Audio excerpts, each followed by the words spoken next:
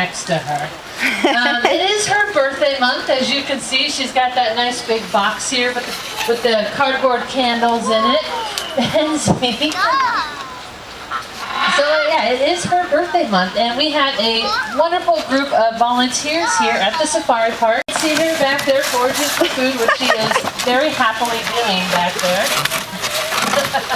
And believe it or not, that's what she does. I mean, if we asked Benzie, our honey badger, to come out here and stand still for 15-20 minutes while we did an animal presentation, she would be very, very upset with Kim, because that's not what honey badgers do. Honey badgers are always moving, always on the move. Yeah. That's an excellent question. She asked, what does Benzie eat, or what do we have treats for her over there? Benzie, to know where that honey is, and it will use those paws to move those blocks back and forth to get to the honey hidden under them.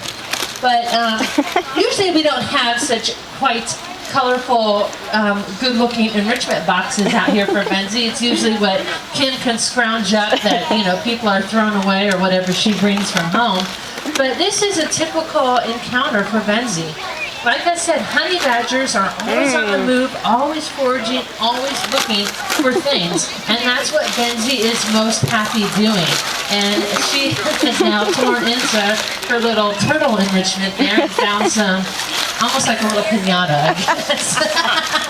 And found some nice, fun surprise